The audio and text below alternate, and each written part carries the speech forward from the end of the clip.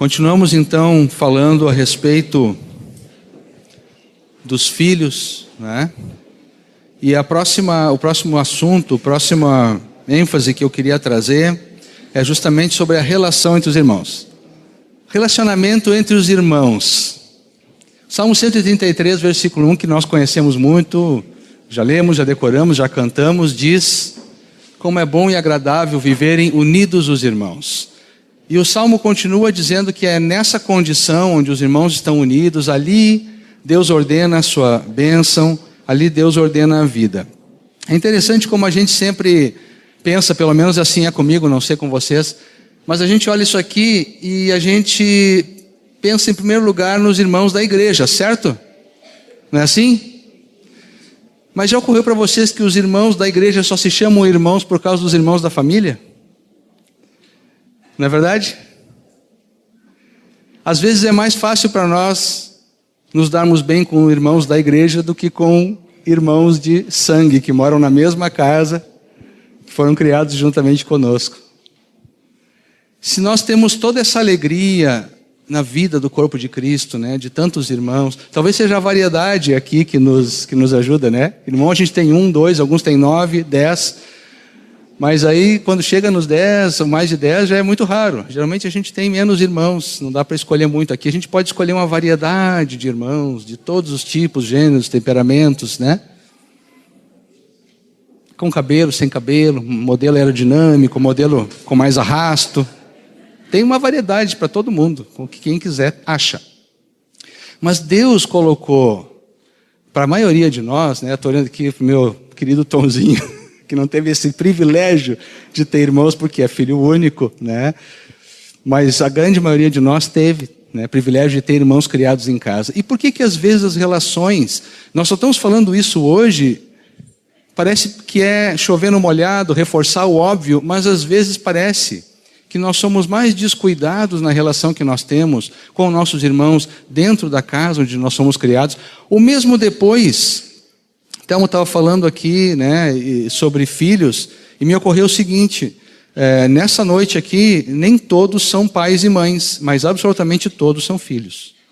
Amém ou não amém?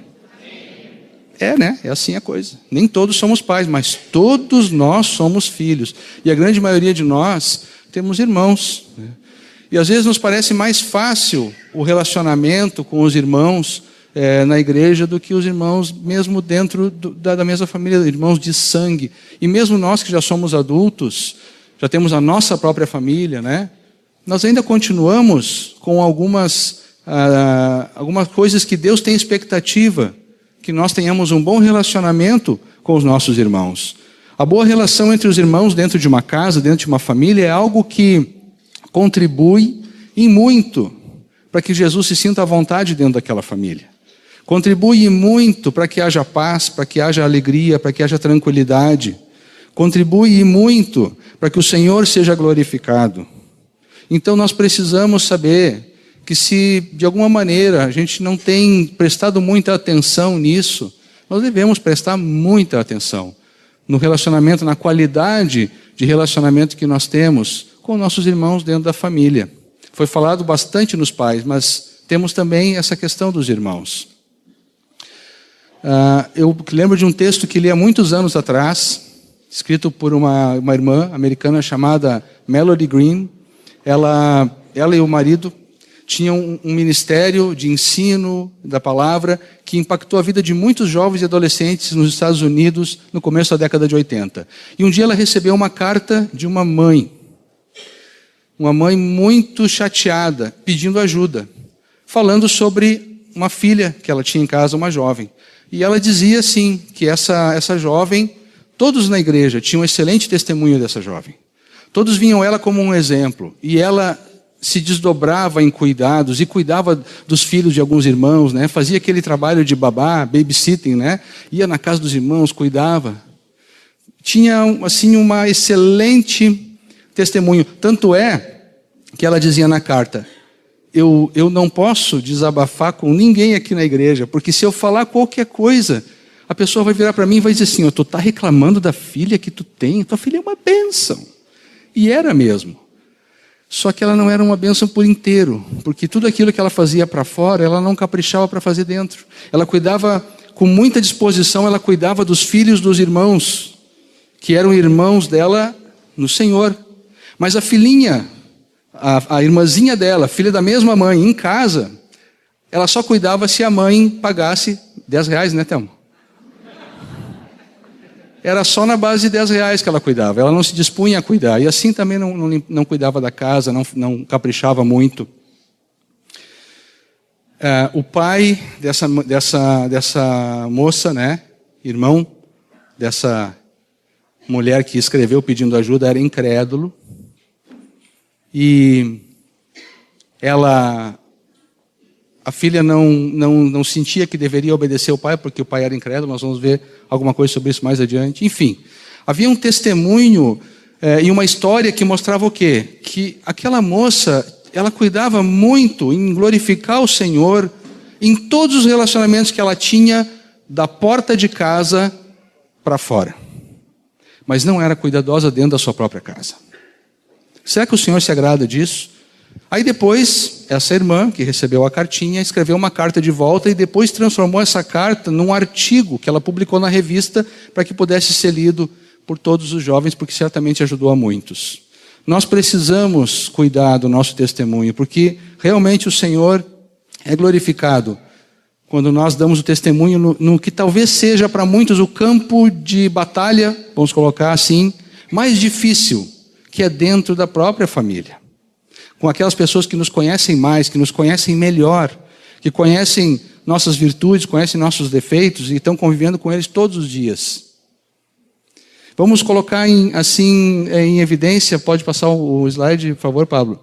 O que nós devemos cuidar, o que edifica, que os irmãos devem cuidar na relação de uns com os outros?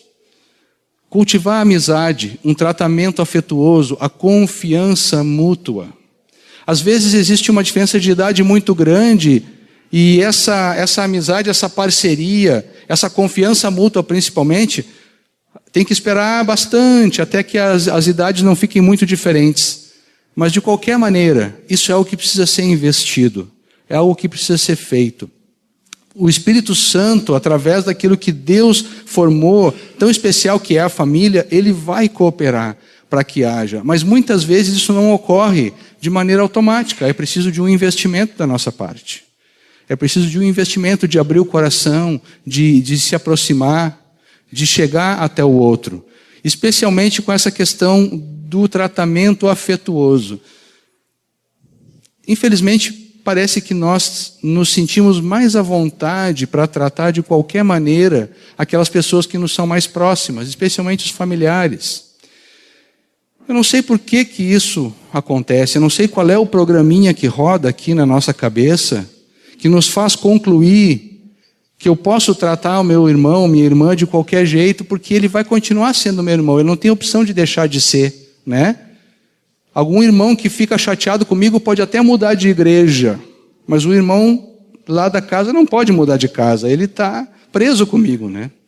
Então parece que isso, infelizmente, às vezes nos deixa mais à vontade para tratar de qualquer jeito. E não é assim que o Senhor quer. Ele quer que haja afeto, Ele quer que haja amor, Ele quer que haja respeito entre os irmãos. Os irmãos precisam sim se respeitar. De cátedra, né, de experiência prática, eu digo, muitos conflitos eu vi em casa com as minhas filhas por mera falta de respeito, falta de perceber que aquilo que uma estava fazendo para a outra, nada menos do que falta de respeito. Se houvesse um pouquinho mais de consciência, de não pegar alguma coisa, um objeto que pertence ao irmão sem pedir, de não invadir a privacidade do outro, essas coisas, os conflitos seriam muito menores. Mas precisa haver esse respeito mútuo entre os irmãos. E uma das coisas que não pode faltar, e aqui eu estou falando para discípulos que são os únicos que podem fazer isso, é trazer a pessoa de Jesus como centro e como aquele que junta, o catalisador desse relacionamento e dessa amizade. qualquer relacionamento que estiver apoiado, que estiver girando em volta da pessoa de Cristo, vai ser fortalecido. Esse relacionamento vai ser edificado sobre a rocha. E a Bíblia nos diz que aquilo que é edificado sobre a rocha, pode vir tempestade, pode vir ventania, pode vir a chuva. O que acontece? Ele não cai, ele não desmorona, ele não desaba. Então os irmãos precisam aprender a orar juntos, precisam aprender a falar das coisas do Senhor, precisam também ser bons companheiros, né? Nós temos sido ensinados na congregação que devemos buscar entre nossos amigos companheiros de oração, companheiros para abrir o nosso coração, companheiros para orar junto, companheiros para repartir aquilo que Deus está fazendo. E em casa? Será que não é uma expectativa do Senhor que a gente desenvolva esse relacionamento centralizado na pessoa de Cristo com o nosso irmão, com a nossa irmã? E se ele for incrédulo ou incrédula, que grandíssima oportunidade que temos de orar por aquele que ainda não sabe orar, pelas suas próprias lutas e dificuldades. De dar uma palavra de Deus para aquele que ainda não conhece a palavra de Deus. Pode ser até que ele não queira no primeiro momento, pode ser que ele rejeite tudo, mas nós estamos fazendo um amor prático. Estamos buscando aproximar o nosso irmão, a nossa irmã, da pessoa de Cristo. É responsabilidade nossa batalhar para isso. Amém, queridos? O que destrói, o que não edifica, o que é impróprio e que, infelizmente, nós vemos com muita frequência na relação entre irmãos? Indiferença, uma atitude de indiferença, de isolamento, de egoísmo, de insensibilidade. A Bíblia diz que o solitário, aquele que se fecha, aquele que não deixa o outro se aproximar, ele busca os seus próprios interesses e ele acaba se rebelando, se levantando contra a verdadeira sabedoria, que é a sabedoria de Deus. Então não deveria haver uma atitude de isolamento, uma atitude de emocionalmente deixar o outro fora da minha vida. Eu preciso, ao contrário, buscar o meu irmão para dentro, buscar ele para próximo de mim, cultivar essa amizade. E o tratamento que nós falamos anteriormente, tratamento desrespeitoso, a falta de cortesia, a falta de consideração. Vocês não têm ideia de quantas vezes eu ouvi uma reclamação muito simples. Fulana entra no meu quarto, eu estou dormindo, ela acende a luz, pega o que precisa e sai. E não diz nem me desculpa. Não é o fim do mundo, mas é desrespeito, descortesia e falta de consideração. E vamos lembrar o seguinte, meus amados. Quando Jesus disse que nós precisamos fazer para as pessoas, fazei aos homens tudo aquilo que quereis que os homens vos façam, tem um ajustezinho, uma sintonia fina para fazer aqui. Que nós precisamos ir um pouco além. Não podemos interpretar esse versículo à luz da nossa própria pessoa. Nunca pensa que tu é a medida dos outros.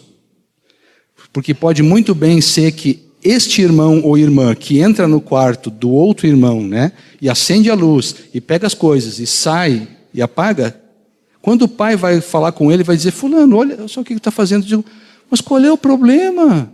Olha, no meu quarto ele pode entrar a hora que quiser, ele pode apagar a luz, ele pode acender a luz, ele pode botar um globo de discoteca.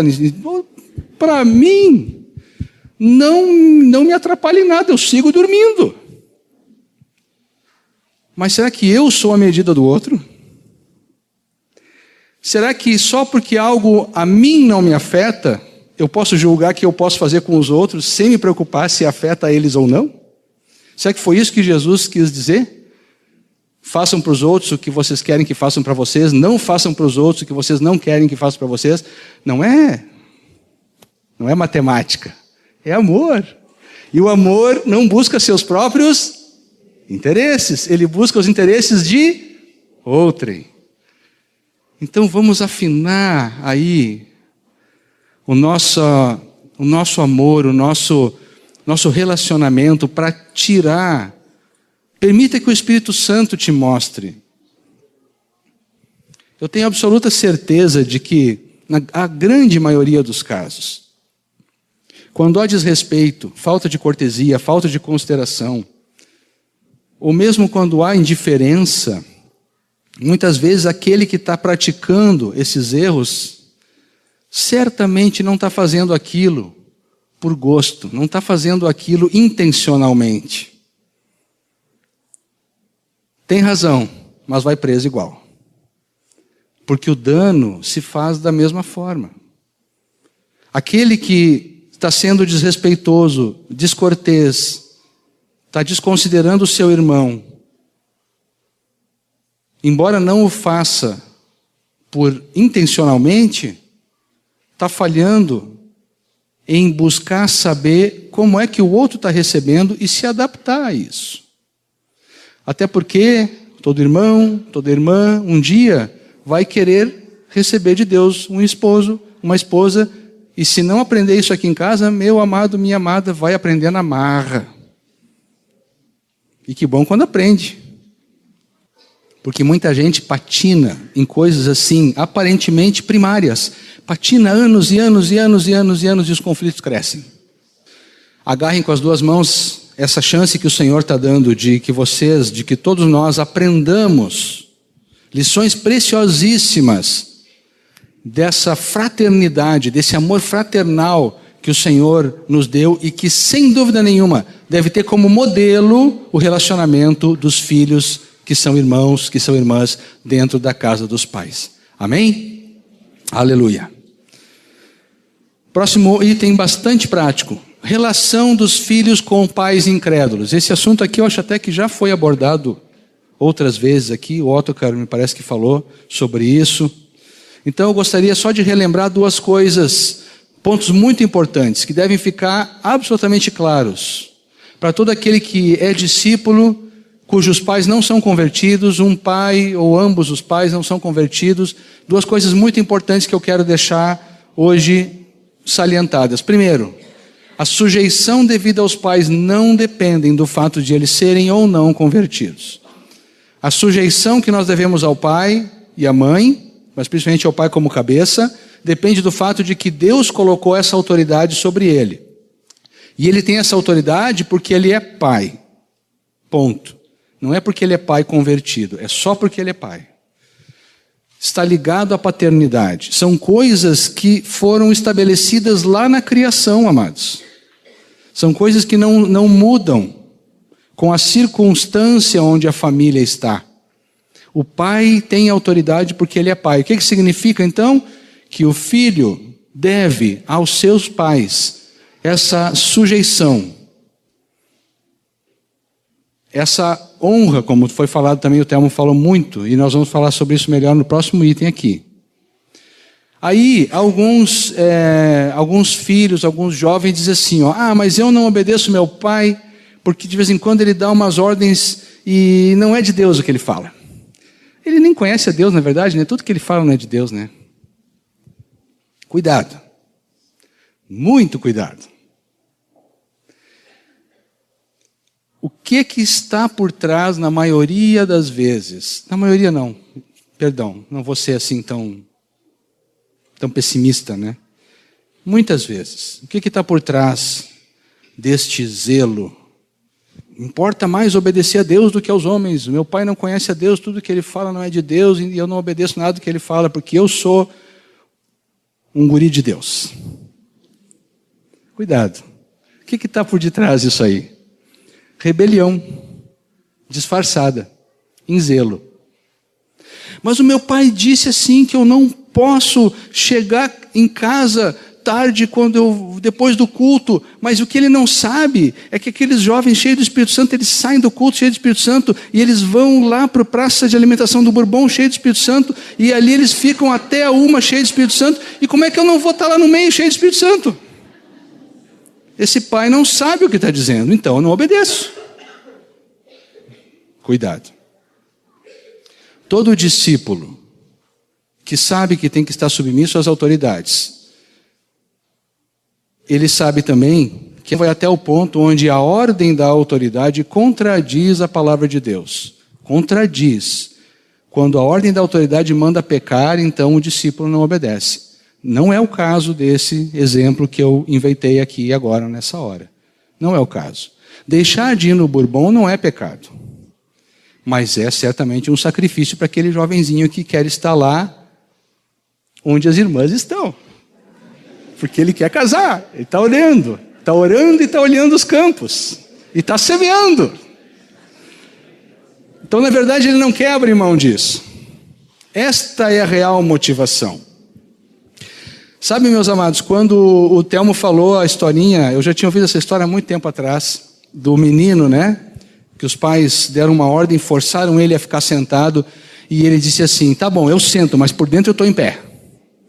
Eu quero dizer que esse menino, esse guri, quando se converter, e vai se converter, vai ser um homem de Deus, porque já bem pequenininho, ele demonstra duas coisas fantásticas. Primeiro, discernimento da própria condição. Ele sabe o que está acontecendo dentro do coração dele. Segundo, coragem para admitir. Às vezes a nós nos falta uma ou ambas as coisas. E a gente se esconde atrás de falsas desculpas. E nos permitimos nos esconder atrás de falsas motivações. E o Senhor não quer isso. Filhos, obedeçam os pais de vocês. Sejam submissos mesmo que ele seja incrédulo. Reconheçam que a autoridade que ele recebeu vem do Senhor.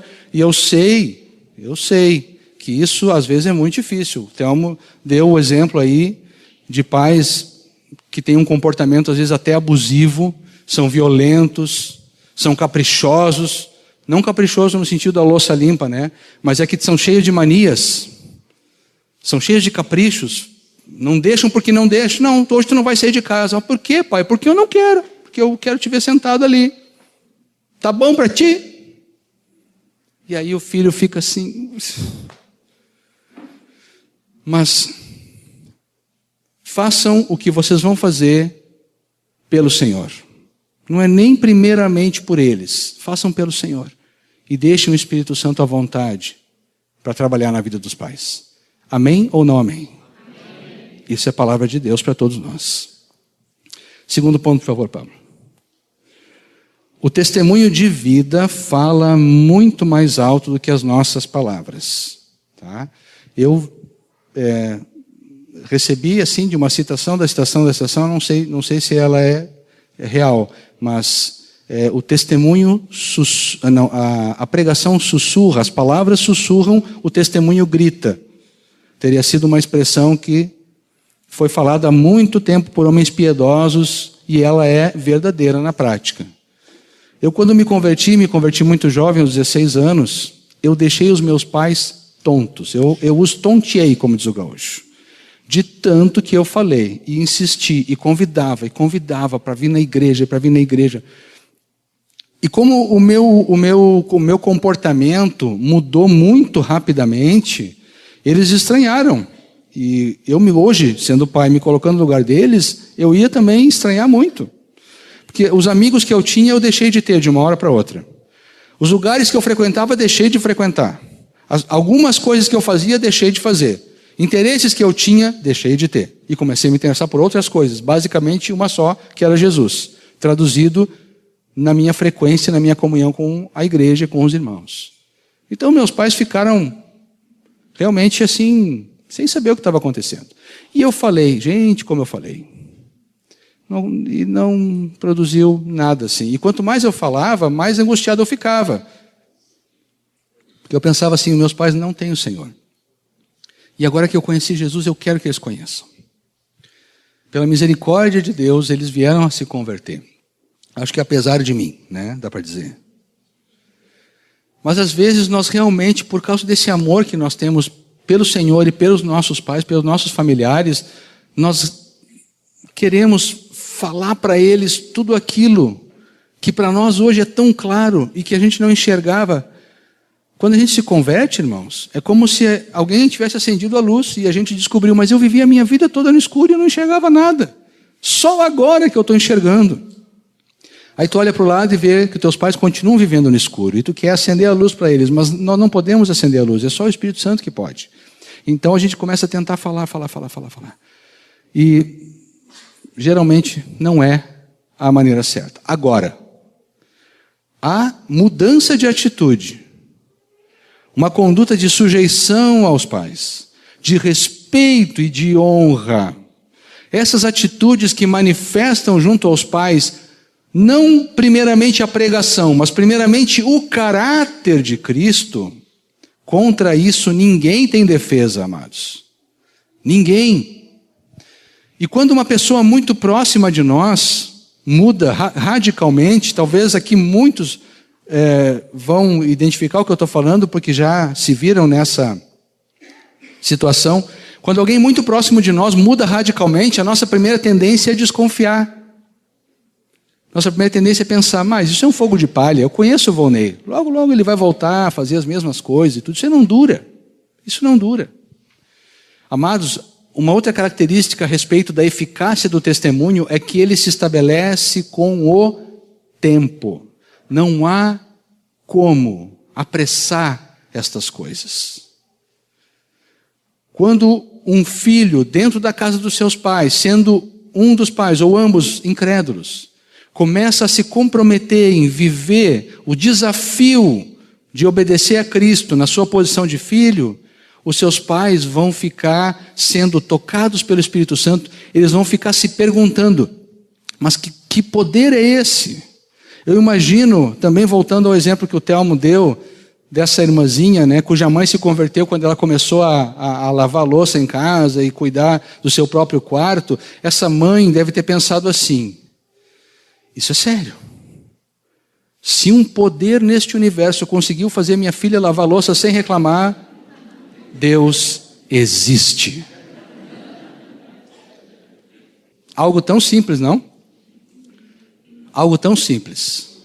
Mas o Espírito Santo vai trabalhar e ele vai comunicar a vida de Cristo. Não esqueçam, meus amados, que onde nós andamos, onde nós estivermos, seja no ambiente da nossa casa e principalmente na casa, mas no trabalho, onde andarmos, o Espírito Santo está dentro de nós. Ele é como se fosse uma cápsula radioativa que está emitindo radiação por todos os lados. As pessoas estão sendo impressionadas pela presença de Deus no seu templo vivo e ambulante que somos nós. Amém? E nós temos que considerar isso, e temos que deixar Deus trabalhar, e quanto mais nós manifestarmos e nos comprometermos em obedecer a palavra do Senhor, no caso dos pais, né, dos filhos com os pais, a sujeição, o respeito, a honra, a oração em favor deles, o jejum em favor deles, aí sim nós estamos trabalhando efetivamente, e Deus vai fazer a obra. Pode demorar mais do que a gente gostaria, mas Ele vai fazer a obra. Amém? Aleluia. Então os filhos guardem essas dois pontos práticos muito importantes. Para o último assunto hoje sobre a vida dos filhos em casa seria santidade na área sexual. A santidade, preste atenção nisso aqui, amados. Santidade é uma obrigação de todo discípulo, seja solteiro, seja casado, seja filho, seja pai, seja mãe, não interessa. Todo discípulo precisa andar em santidade, precisa andar em pureza na sua vida, nessa área sexual. No entanto, a falta de pureza na área sexual, na vida de um filho, não somente afeta a sua vida individualmente, mas traz desonra e traz uma carga sobre a casa dos seus pais. Quando um solteiro pecava sexualmente, caía em impureza, lá no Antigo Testamento, o assunto era tratado da seguinte forma: fulano desonrou a casa do seu pai. Essa era a primeira coisa que era trazida. E o Moacir está lembrando aqui, naquela época não era disciplina, naquela época era pedrada. Morria. Muitas vezes aconteceram tragédias. E pais viram seus filhos perecerem por causa dessa contaminação espiritual, que, como eu disse, não diz respeito só à sua vida. Eu sei que nessa sociedade onde nós vivemos, existe uma pregação tão forte a respeito do individualismo, que nós podemos pensar, e preste atenção nisso, que é muito importante, nós podemos pensar que a vida é minha. Eu fiz o angu e eu vou comer o angu. Eu pisei na jaca, eu pisei na bola, eu errei e eu vou lidar com as consequências do meu erro e ninguém tem nada a ver com isso. Se eu sofrer, sou eu que sofro. Se eu me der mal, sou eu que me dou mal. Mas, meus queridos, não é isso que a palavra de Deus fala. Ninguém é uma ilha, ninguém é isolado. A Bíblia não nos chama de arquipélago de Cristo. Ela nos chama de corpo de Cristo. Por quê? Porque os membros estão ligados vitalmente uns aos outros. Amém? Não é como uma ilha, que são separadinhas. E se a gente for ver a coisa do assunto, né, geológico, nem são tão isoladas assim. Mas a gente tem aquela ideia que a ilha está cercada de água, está isolada. Não é. Nós não somos isolados. E os filhos precisam considerar isso. Não somente é a sua vida, mas é a casa dos seus pais. É o compromisso do pai diante do Senhor de cuidar, de ensinar, que também fica prejudicado. Quando um filho peca, nessa em qualquer outra área, mas essa área de impureza sexual é uma área extremamente destrutiva. Por isso ela merece sempre o máximo de cuidado. Alguns itens aqui, pode passar, para relembrar o caminho da pureza na área sexual. Primeira coisa, Salmo 119, 11. Vamos ler juntos aqui? Guardo no coração as tuas palavras, para não pecar contra ti.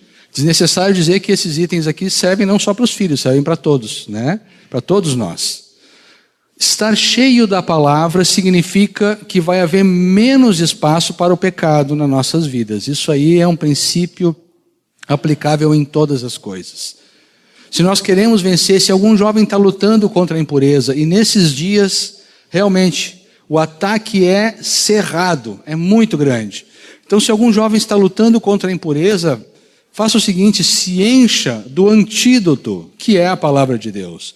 Elimine ou combata a contaminação da mente, a contaminação dos pensamentos, se enchendo da palavra de Deus, buscando estar no Senhor. Quanto mais ela habitar, se habitar ricamente em nós a palavra, menos espaço para o pecado, seja ele de que natureza for, vai haver nas nossas vidas. Amém? Segunda parte. Precisamos transformar a mente, os nossos pensamentos e os nossos conceitos. Romanos 12, 2, vamos lá? E não vos conformeis com este século, mas transformai-vos pela renovação da vossa mente. Século ali significa este mundo, esta sociedade, a maneira como as coisas são organizadas na sociedade dos homens. É o que significa a palavra século ali, tá? Irmãos, ainda que na nossa sociedade, o comportamento sexual, o comportamento, a liberdade, né, com o corpo, de mostrar o corpo, de insinuar o corpo, ainda que isso seja cada vez mais considerado normal, nós não podemos considerar normal. Aqui eu gosto sempre de estabelecer a diferença entre o que é normal e o que é comum. Sexo antes do casamento, depois do casamento, paralelo ao casamento, fora do casamento, antes do casamento, sexo de tudo que é jeito é comum. Mas é normal? Negativo. Nós usamos a palavra normal de forma errada. Porque normal é aquilo que é de acordo com a norma. E quem é que escreveu a norma? Aqui está a norma. Essa é a norma. Então, normal, nós vamos considerar aquilo que Deus disse. O que escapa daí, mesmo que a grande maioria das pessoas estejam praticando, nós podemos até dizer que é comum. Normal, não. Mas essas coisas todas são tão pregadas na mídia, são tão pregadas, são tão vividas por pessoas com quem nós convivemos, que isso vai trabalhando na nossa cabeça, nós vamos nos acostumando com coisas que outras gerações iam se escandalizar e nós podemos conviver com elas sem nenhum problema e achamos que não tem problema. É porque nós nos acostumamos com muitas coisas porque são tão comuns. Nós não podemos e não vamos mudar o mundo. O mundo jaz no maligno e ele está debaixo de condenação. Esse sistema não pode ser resgatado, irmãos. Nós sabemos disso. O que nós temos e devemos fazer é viver fora desse sistema. De que maneira? Transformando a nossa mente e não nos conformando, não tomando a forma deste mundo. Amém? Aquilo que serve para o mundo não serve para os discípulos. Nós precisamos saber o que o Senhor quer para nós. Próximo. Devemos evitar as situações de tentação. Romanos 6,13 começa dizendo assim, ó. Não começa, na verdade, é o meio de uma frase, né? Diz assim, ó, não ofereçais cada um os membros do seu corpo ao pecado, como instrumentos de iniquidade. Ora, quando nós nos colocamos em situações de tentação, quando nós nos deixamos entrar ou deixamos permanecer em situações que nós sabemos que vão apelar para a nossa cobiça, para a nossa concupiscência, vão apelar para os nossos desejos carnais, e quando nós deixamos o barco correr e não fazemos nada, nós estamos exatamente fazendo isso. Estamos oferecendo os nossos membros à disposição do pecado. É isso que estamos fazendo. E o pecado quer fazer dele o quê? Instrumentos. Daí o pecado quer tomar conta dos nossos membros e fazer dele ferramentas de iniquidade, de praticar coisas que desagradam ao Senhor, que ferem a santidade de Deus e que nos trazem prejuízo. Então nós precisamos fugir da tentação. Precisamos ser cautelosos com todas as coisas. É melhor passar vergonha pelo Senhor do que entrar em tentação e às vezes até mesmo cair em pecado por falta de posicionamento. Próximo. Precisamos ter cuidado com a linguagem. Tanto a que nós falamos como aquilo que nós ouvimos. Vamos ler Efésios 5, 13 e 4. Mas a impudicícia e toda sorte de impurezas ou cobiça nem sequer se nomeiem entre vós. Na verdade, aqui não estão os versículos 13 e 4. Ele continua falando sobre conversações torpes e mais uma série de coisas, né? Irmãos, e principalmente os jovens que estão aqui me ouvem, eu não pensei, eu não sou, quer dizer, acho que não sou, né? Não sei, tão velho assim. Mas eu não pensei que eu ia presenciar algumas coisas que eu tenho presenciado. Eu tenho ouvido a conversa de algumas pessoas que eles dizem que são seguidores de Cristo. São fortes críticos da igreja organizada. São muito críticos com relação à igreja, diz que ela está corrompida e tal. E, na verdade, infelizmente tem muitos líderes, nós sabemos disso. Mas essas pessoas, por escusa desses pecados de líderes ou de movimentos, eles saíram da igreja, dizem que continuam seguindo a Cristo, mas uma dos sinais mais distintivos dessas pessoas é uma linguagem que, se eu falasse metade do que eu ouvi eles falando, a minha mãe lavaria a minha boca com sabão em barra. Não é nem sabonete que é mais cheirosinho, é aquele amarelo mesmo, que tem um cheiro ruim. E ainda perigava escovar ainda. Porque jamais meus pais me permitiriam falar daquela forma. A linguagem é a expressão da qualidade do que tu tens dentro de ti. Jesus falou assim, ó, não se enganem, não fiquem preocupados com a carne do porco, não fiquem preocupados com isso, se lavou bem a mão, se não lavou bem a mão, não é pecado. Mas aquilo que sai da boca, o que sai da boca contamina o homem porque vem do coração. Na verdade, não é que o que sai contamina, o que sai mostra que está contaminado. Então, na verdade, quando a gente diz que nós temos que ter cuidado com a linguagem, não é assim. Cuidado para não falar palavrão em público, só em particular, para que os outros não ouçam. Não é isso que diz ali. Diz que se eu tenho um ímpeto e uma vontade de usar uma linguagem que eu sei que não é uma linguagem santa, que não edifica, que não é algo que traz coisas boas, então eu preciso deixar que o Espírito Santo sonde o meu coração, porque existe alguma coisa impura dentro de mim, dentro da minha mente. Existe uma fonte de onde essas palavras estão jorrando. Existe algo que Deus quer mudar, para que a minha linguagem se alinhe com a vida que eu digo que tenho em Cristo, e tenho mesmo, em nome de Jesus. Mas não posso me conformar com este mundo. Amém?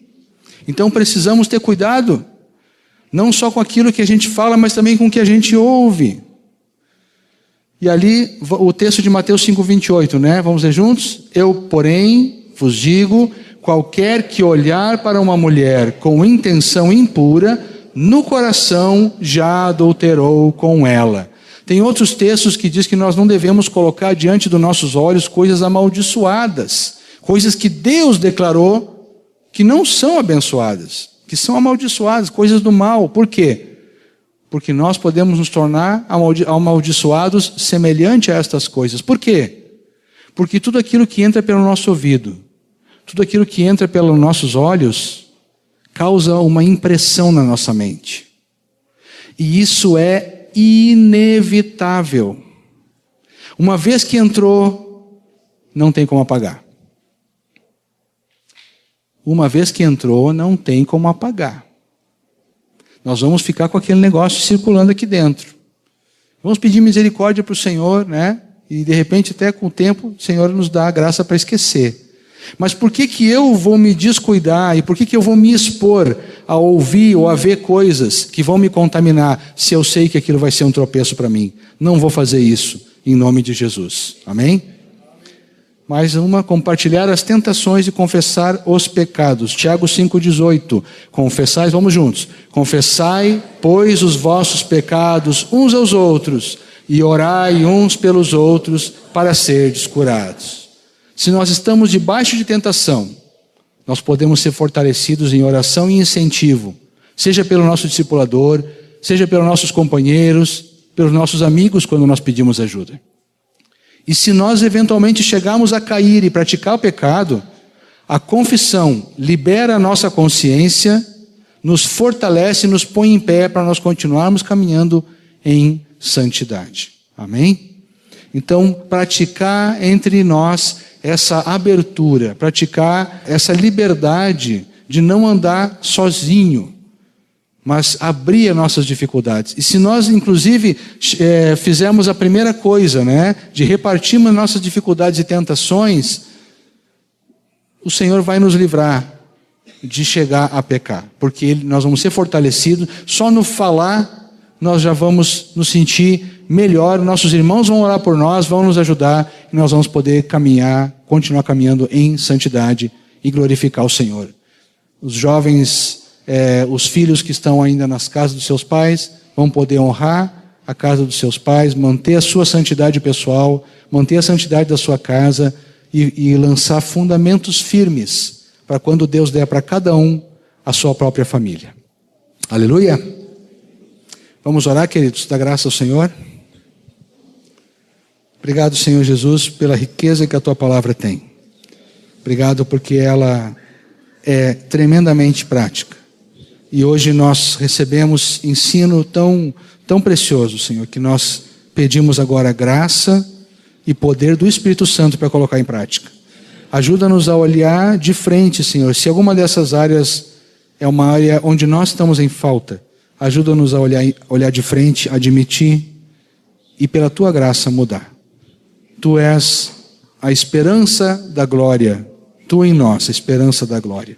Muito obrigado, abençoa cada um dos meus irmãos, que possa essa palavra ser acompanhada de revelação do Espírito Santo e poder para nós praticarmos.